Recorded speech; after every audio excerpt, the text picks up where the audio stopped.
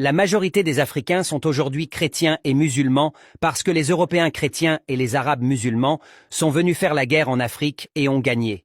Si c'était la Chine qui avait fait et gagné la guerre en Afrique, la majorité des Africains seraient aujourd'hui bouddhistes et fiers de l'être.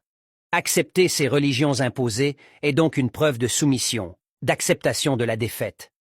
Mais si les Africains avaient gagné la guerre, ou si personne n'avait attaqué le continent, la majorité des Africains pratiqueraient toujours leur religion ancestrale sans problème. Et l'Afrique serait sans aucun doute le continent les plus développés du monde. Vu son magnifique climat, ses nombreuses ressources naturelles et la force de ses braves hommes et femmes, pourquoi le christianisme et l'islam freinent le développement de l'Afrique?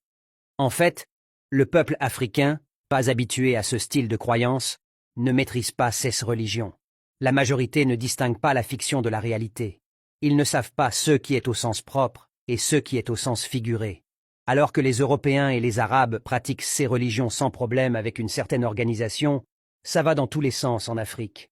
La majorité des Africains sont très naïfs face à ces religions.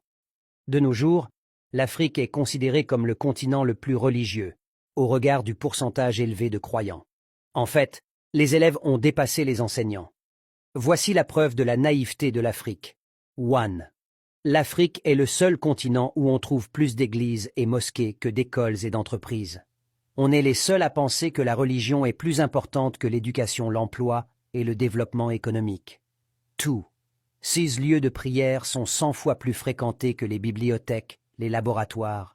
On est les seuls à placer la croyance au-dessus du savoir et au-dessus de la science. 3.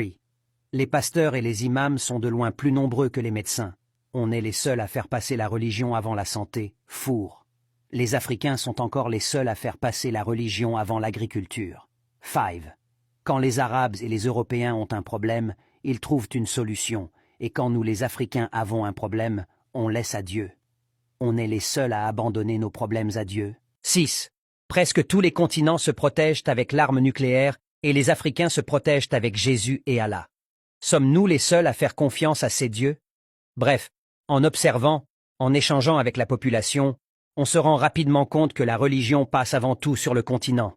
Cette naïveté constitue le principal frein au développement de l'Afrique. Y a-t-il un exemple au monde d'un pays qui s'est développé non pas grâce à l'industrialisation, mais grâce à la religion et aux prières?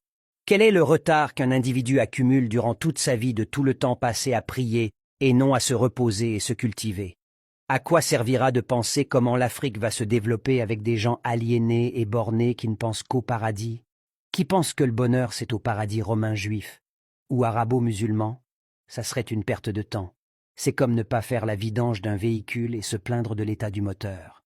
L'Africain conscient et soucieux du développement de l'Afrique doit faire la paix avec son passé et chercher à connaître la religion de ses ancêtres. Et non, il ne s'agit pas de sorcellerie. C'est toujours le manque de capacité à distinguer la fiction de la réalité qui peut pousser certains à croire que la spiritualité africaine, c'est la sorcellerie.